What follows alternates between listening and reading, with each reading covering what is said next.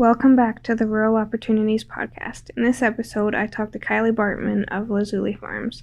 Lazuli Farms provides you with nutrient-dense pork and beef and tips and tricks on home cooking and peace of mind about where your food is coming from. Whether you are looking for recipes by joining the Kitchen Club, pork and beef shipped anywhere in Camrose or in Alberta, or to meet your local farmers at their farm store, Lazuli Farms is the farm for you. Thank you for listening. So how's spring on the farm? It is good. Yeah, it's been going very good. Camden really has taken over the sheep flock, and so that's been really nice. She manages most of that, knows kind of when they're due, and keeps a watchful eye on that, and just kind of calls for Scott and I if she needs assistance. So that's been going really good. It's lovely having all the baby lambs. It's so much fun at the end of the day to just head out there and see them. So it's been really good. Yeah, that's awesome. So how many lambs do you have now? We've got 10 that were born on farm, and then we have one bottle baby as well. So there's 11. Yeah. That's always fun. Have to come out and snuggle with them.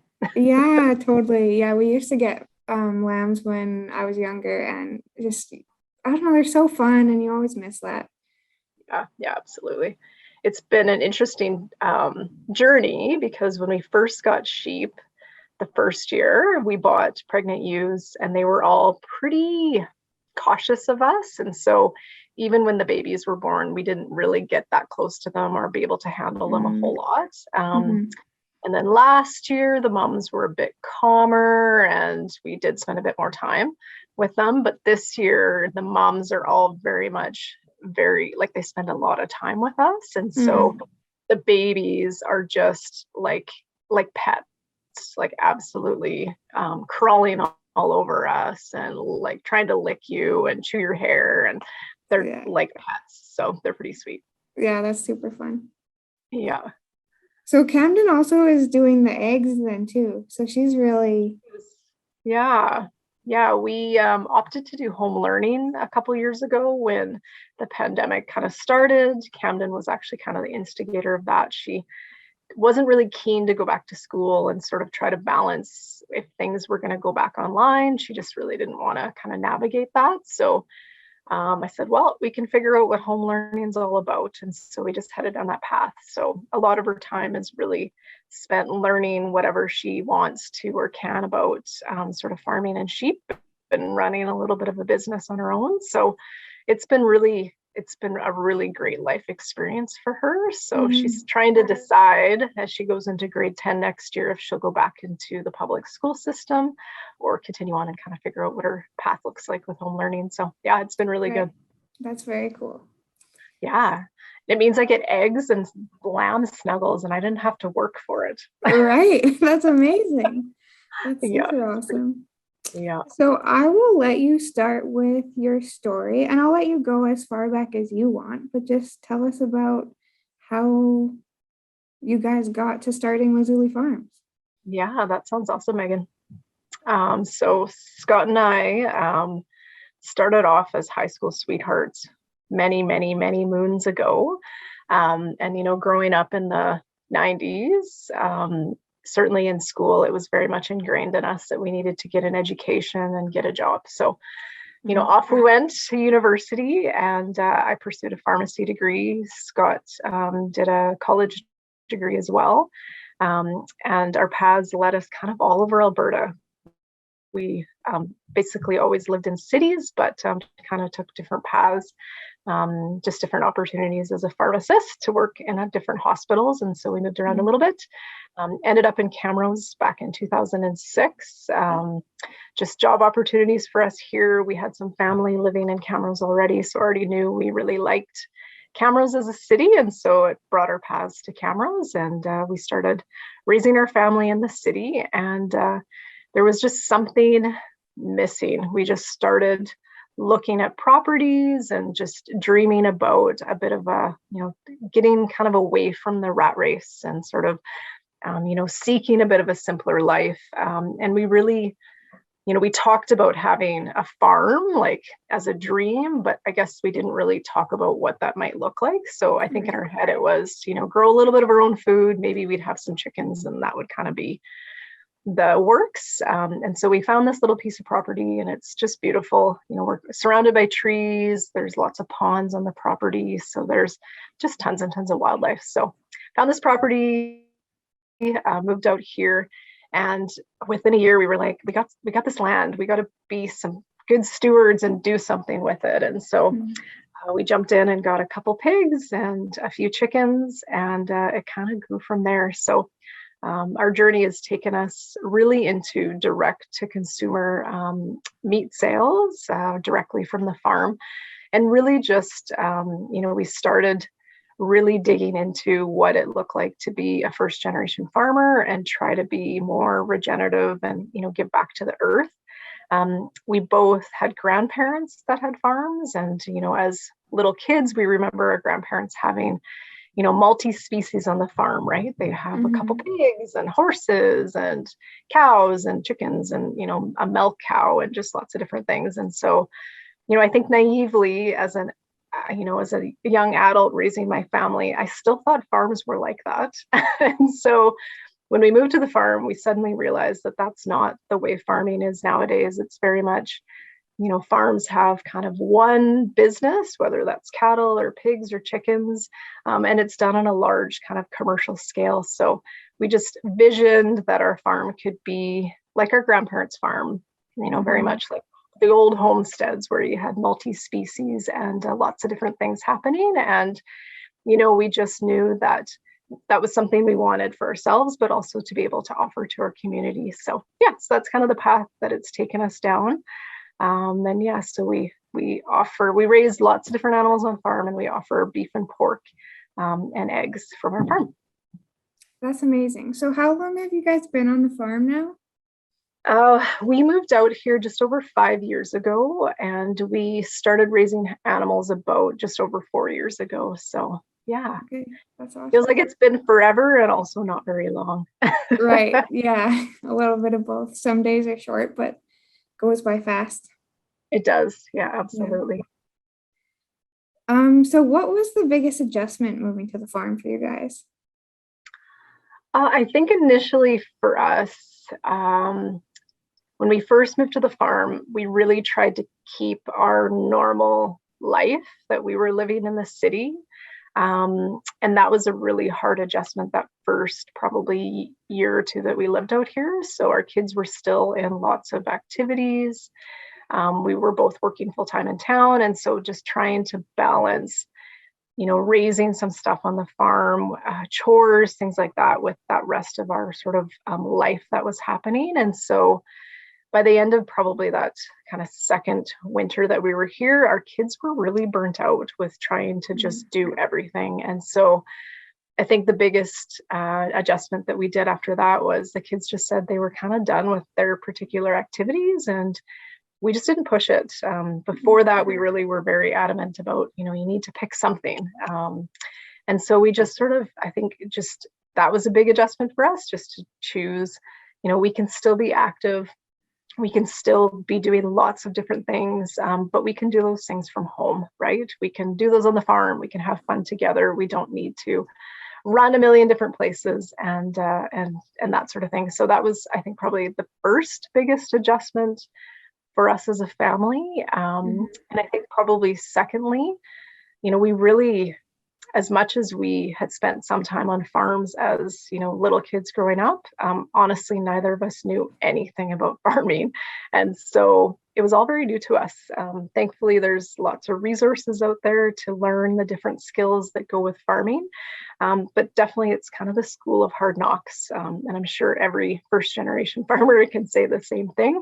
There's a lot of things to learn, Right. How to care for an animal, what to feed them, how long does it take to raise a pig?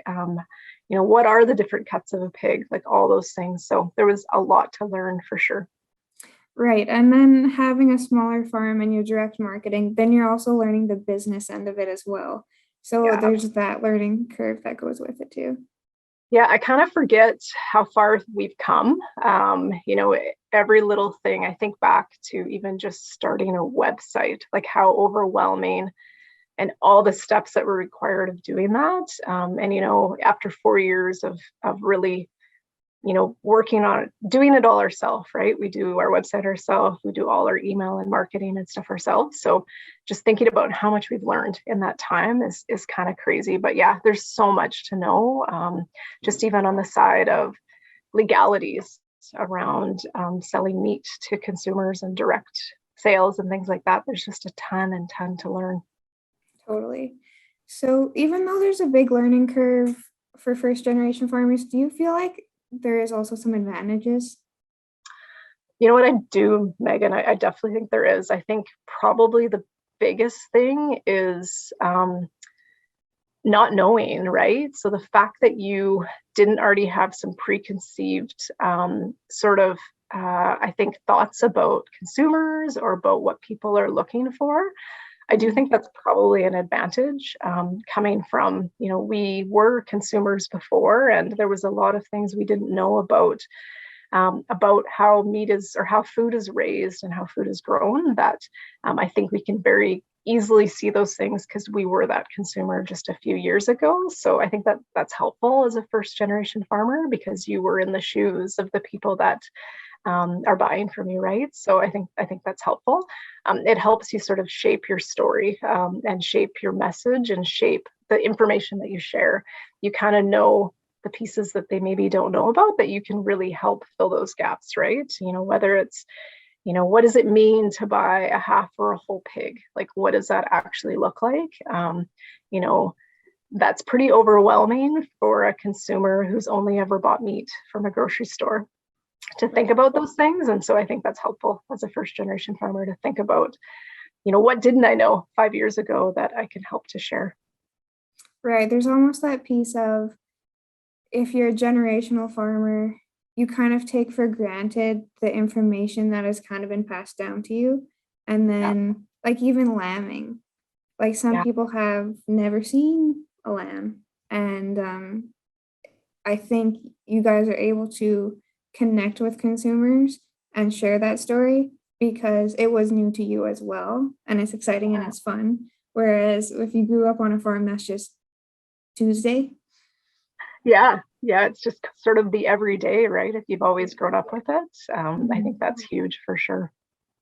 Yeah. So what made you guys go with pork and beef? Yeah, so I think we started off with chickens and pigs, because they're small and easy to get into, right? Like, not a lot of cost intensive to start, right? You can buy wiener pigs for, $100 to $150. You can throw up a little bit of fence and call it good. And chickens are similar, right? You can start off with kind of a makeshift coop that you can move around the farm and sort of some of those easy things. So you're talking about sort of low cost to get into those things. Beef took us a few years to kind of get into. And I mean, we're not super established with the beef. We bring enough animals on the farm to finish into what we offer to our customers. But yeah, I mean, it's all pretty, it's very cost intensive, right? You need to make sure you've got handling facilities. So if you do get a sick animal, or if there's vaccinations required or anything like that, you need to be able to manage those animals. And I think the biggest deterrent for us was knowing that if we had a cow on farm and it needed our assistance, we couldn't manhandle it without having the proper sort of setup, or at least half proper setup. So that was definitely a deterrent to get into something large, kind of getting started. So that was an easy way to start, and you could sort of grow it from there. So starting small, if you're a new farm or want to get into farming, definitely start small. And then any sort of revenue and profits that you can make within your farm, that's going to allow you to sort of build as you go and put those things back into building your farm. Totally. So you guys have several ways that people can get your products. Can you talk about that? Yeah, absolutely. I think thinking back to being a non-farmer not that long ago, I think about, the convenience factor is huge, right? In reality, even though we are a farm and we offer locally raised meat that's raised in such a different way than what you can find anywhere, That's not necessarily what a consumer is always looking for. They might just be looking for really good quality. And so they're maybe not willing to take that extra mile to make sure that they can get that into their freezer and onto their table.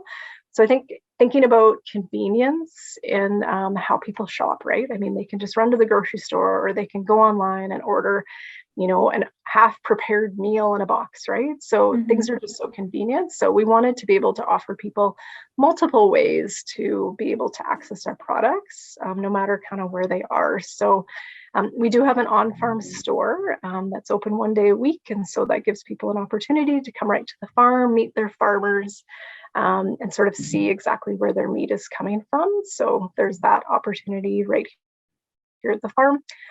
We have an online store, and so we do offer, you can pick up at the farm, we deliver to Camrose, but we also offer that we can ship directly to anyone's door. So just giving people the opportunity to have that convenience factor.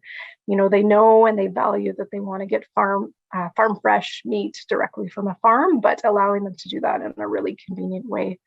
And also knowing that a lot of people don't have a lot of freezer space, right? They might only have that apartment size, fridge freezer in their fridge, or they might have just a little kind of chest freezer or something like that, right? So as much as it's great if people want to buy a half or whole animal and stock up and have meat for, the full year, that's great, but lots of people just don't have the space for that. So giving people the convenience that they can order, a small package, and it's small enough to tuck in their freezer as well. That's amazing. Yeah, and as somebody who lives by myself, sometimes it's hard to have a large amount of meat just around. Even if it's in the freezer and it's going to last a while, it still takes me a while to go through it. Yeah, absolutely. Yeah, we try to think about that, the varying ends of who is buying our meat, right? It might be just an individual who really just cooks for themselves, right? So God forbid they get a 6-pound roast. Like what are they going to do with that, right? And then also being aware that we do have some families where they do have 4 or 5 or 6 kids. So, trying to keep things in, thinking about that when we're thinking about cut size or package size or some of those sorts of things, so that anyone can utilize what they get from the farm. Yeah, totally. Well, speaking of using up your products, you have really good tips and tricks on how to use, like if you have a roast, you don't have to eat just a roast all week. You have really great recipes and tips on that, and you have a kitchen club. So I want to ask you about that and how that all works. Yeah, for sure. So we really were looking for a way to help our customer. We have what we call a farm box. It's a subscription program where people can get a box full of meat whenever they sort of need it. So it might be once a month, once every second month, maybe once a quarter. And so it's a real variety box of a bunch of different cuts of meat. Well, when that shows up at your doorstep, it's a really cool surprise, but you might get some stuff in there that you've maybe never cooked with before. So we really wanted to provide a way to connect our customers with tools and resources that they could use to really make all those different things that they get in their box. So thinking about being less wasteful, trying to use the whole animal, from the bones to the fat to all those weird and unusual cuts. So just trying to offer a way to sort of help people navigate through that. And so what we decided to do was we were sharing lots of different things on our website, so through blog posts and recipes and things like that, as well as through our social media, but we just really wanted to sort of bring that all together. So there was kind of a one-stop shop for people to find that information. So we created what we call the Kitchen Club, and it's really a membership resource that's online. Members can log in and they can sort of find a bunch of array of different topics, from sort of meal planning and utilizing the whole animal. And then we have monthly themes. So each month we'll pick a monthly theme and really sort of dive into that topic. So some of the things we dove into already are things like making bone broth. So utilizing the bones, whether it's You can save your bones from any sort of bone and meats that you're using, tuck those in the freezer, save them, and you can make bone broth from that. Or if you're buying bones directly from your farmer or your butcher, you can take those bones and make really healthy and just such goodness in that bone broth, but utilizing that so that you can use that broth for lots of different things. Just sort of diving into different topics each month to sort of go into kind of homestead type cooking from scratch, and really trying to utilize that whole animal. So we created that really with our far box customer in mind, but had lots of people that are outside of Alberta. So we can only sell our meat products right here in the province of Alberta, just the way our legislation works with meat products. Mm-hmm. So really wanted to offer that, the Kitchen Club, to people who are outside of Alberta who are still interested in learning and sort of being a part of learning those homesteading skills and heritage style cooking. So we offer the Kitchen Club as sort of a way for people to have that resource available. Totally. And that's not just for people who are on the farm or homestead. That's if you want to learn more about bone broth and you're just starting out small. Like say you're starting with cooking more from scratch. That's a great resource for people to use. Yeah, absolutely. We really wanted to gear it towards wherever you're at. You might be in an apartment that you don't even have a balcony, right? But what are some ways that you can maybe, go to the farmer's market and pick up different things, go to the butcher, go to the farm, pick up sort of those local awesome goodness and be able to use those to make meals from scratch or preserve them, and then be able to, have that bounty through the winter months and things like that. So really trying to think about, homesteading skills without the homestead. You don't have to be on a farm or a homestead to start doing all those sort of heritage things that are so awesome. Totally. And if that's what you're working towards, it's good to practice those skills before you get there.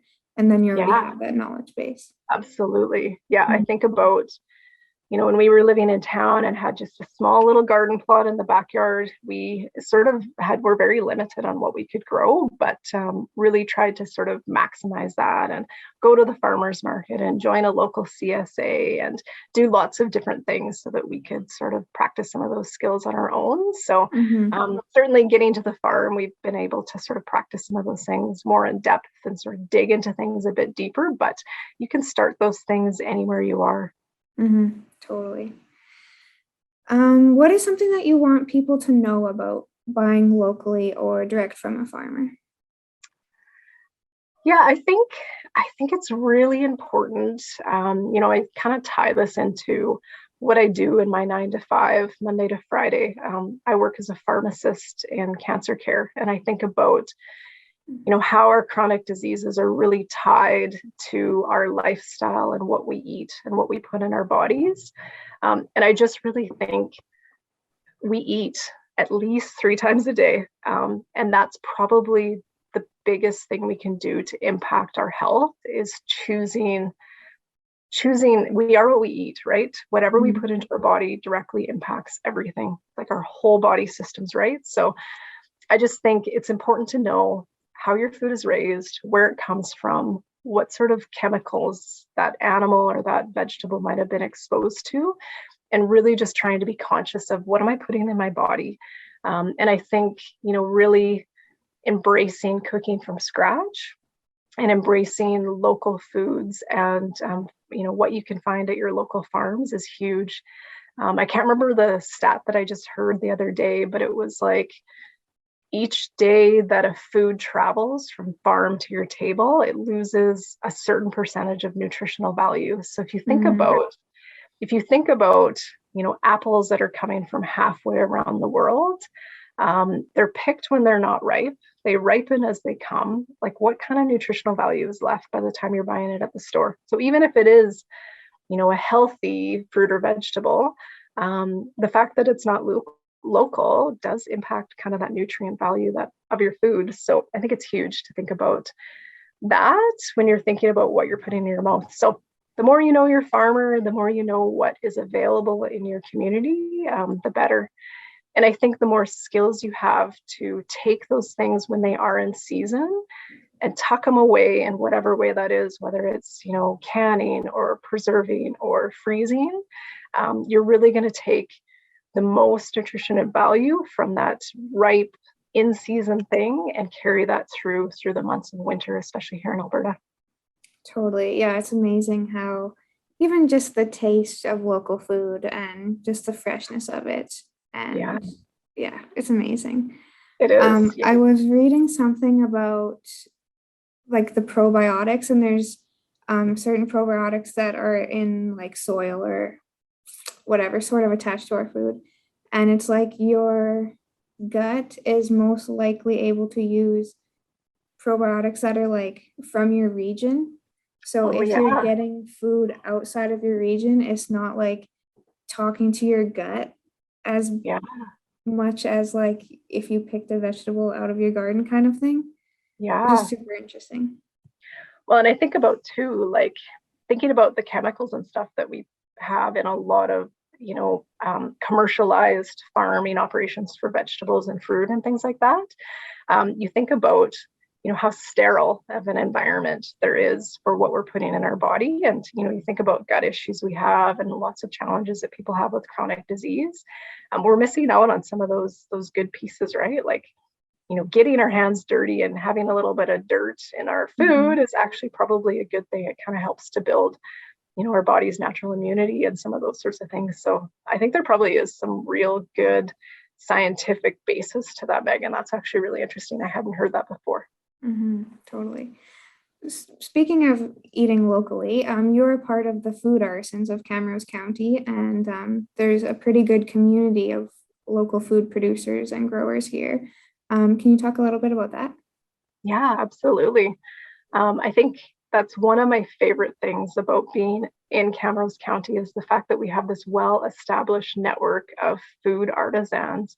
And that's from producers to people who just like artistic skills with food. So we've got lots of sort of chefs and cafes and different people that do canning and preserves and just lots of really cool products that are made from local foods. And it's just been a really great network, not only for educational pieces for the actual producers, so, opportunities to get together and sort of chat through and learn from each other, but also opportunities to sort of engage the community. So running different contests and things that sort of engage the community and sort of provide some education to them about, what are local foods? What is the value of local foods? Who are your local food producers, and sort of connecting the consumer back to the farmers and producers right here locally in our county. So it's been a really great program. I'm really excited as we sort of hopefully near the end of this 2-year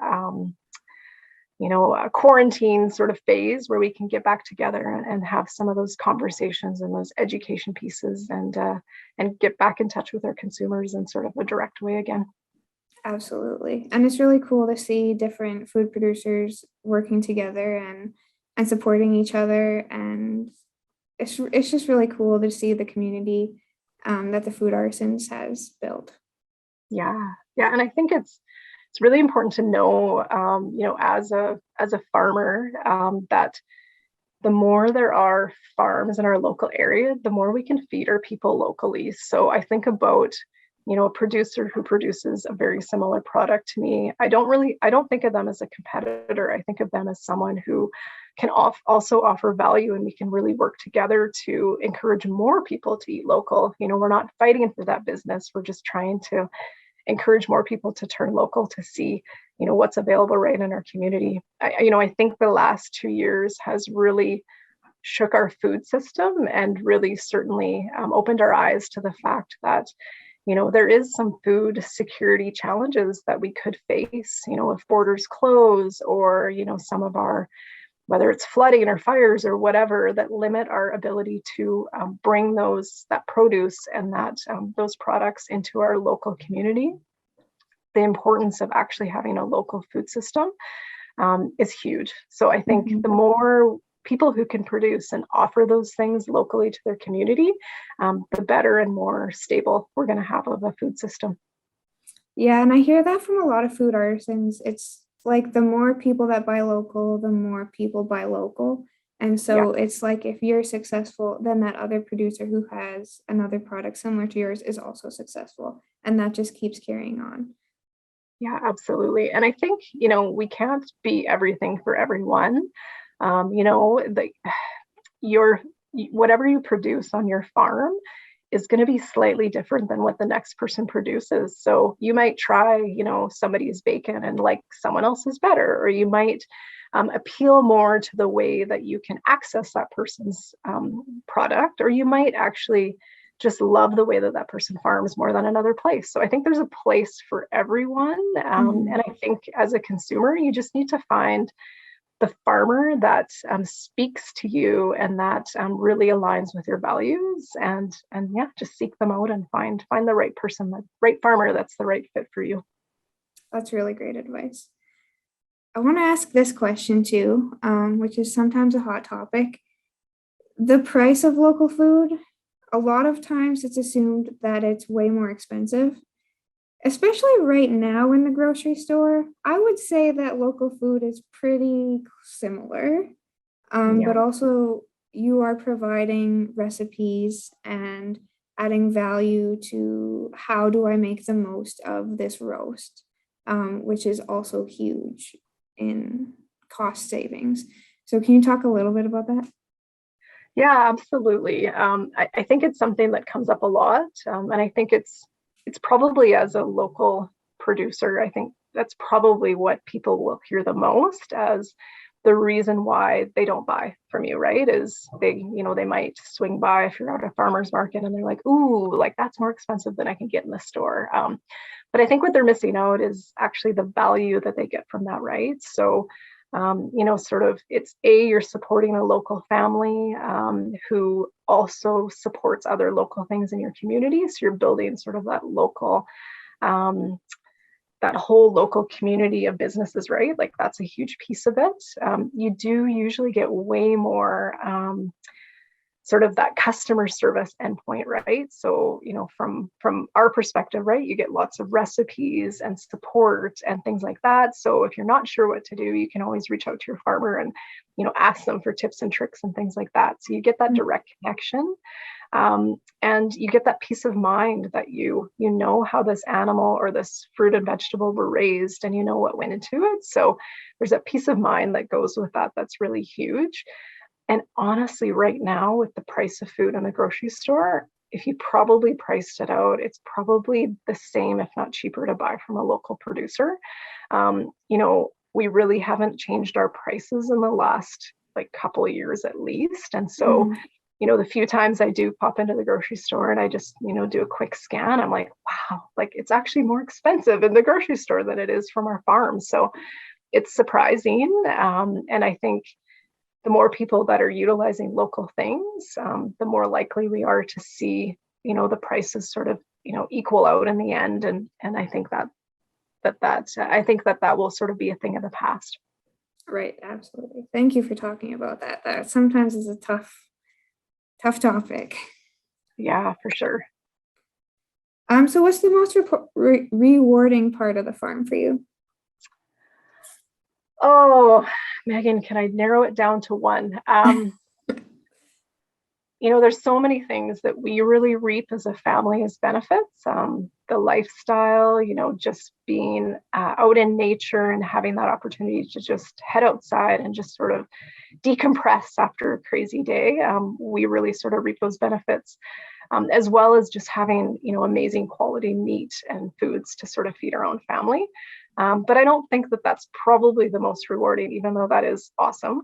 I think it's probably making those connections with people and being a part of their life. Like food is such a huge piece of people's lives. Like I think about, we have one customer who's been a longtime Farm Buck subscriber of ours. And when they got married a couple of years ago, they bought meat from us to use as part of their wedding meal. And I just that just was so special to us. I was like, oh, we're a part of their special day. Like, that's just really cool.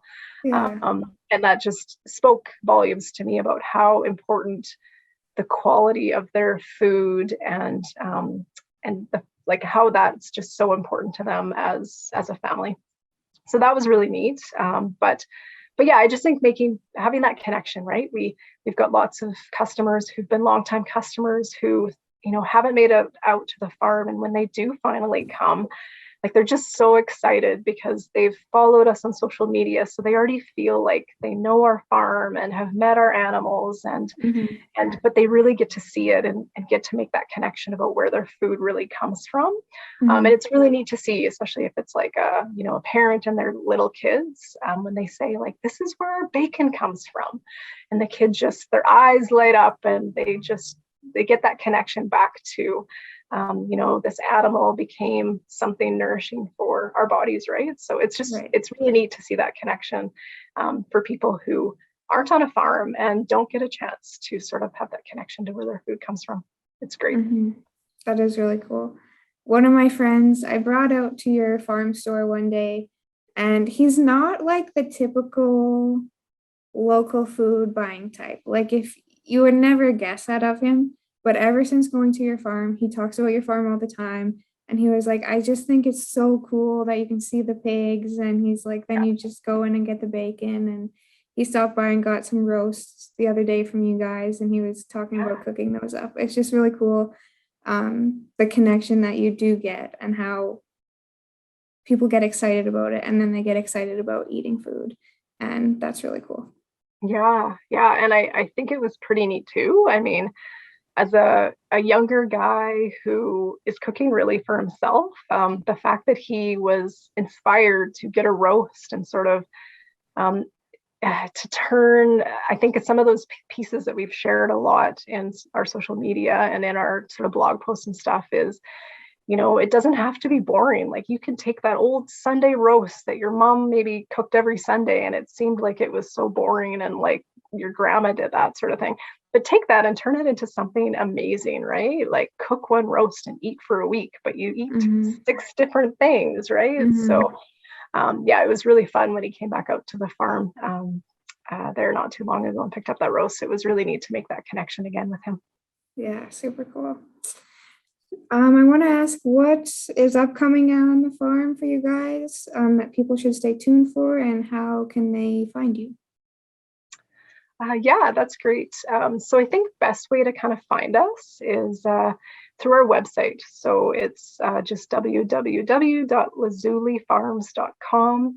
And so really that's the great access point for everything. You can find the online meat store right there.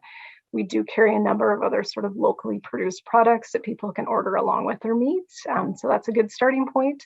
But from there, you can connect to other things we do as well, the kitchen club, all the different recipes and stuff that we share through the website. But if you want to follow along with our journey and sort of see what happens day to day on the farm, best place to find us is through social media. So on Instagram, we are just lazuli.farms. Same thing on Facebook. And yeah, just if you follow us there, you can follow our stories and you can kind of see what's happening on the farm through that. So that's kind of fun. That's the best way to kind of find us is through that. If you go to the website, you can also find how to get to our on-farm store. We're located just 10 minutes north of Camrose or about 45 minutes out of Edmonton. So it's a nice, beautiful country drive to get here. It's really beautiful coming out here. And new and upcoming things on the farm. I think for us, it's kind of going into our summer season. We're super excited about just the green grass and getting the animals back out on pasture. Winter is so long in Alberta, and it's just nice to get the animals back out there. So we've got a few different plans to just sort of add some different infrastructure and stuff. It seems like each year we just keep sort of adding as we go. Building a farm from scratch definitely takes a number of years. So we've got lots of that stuff on the go. I'm super excited about the kitchen club.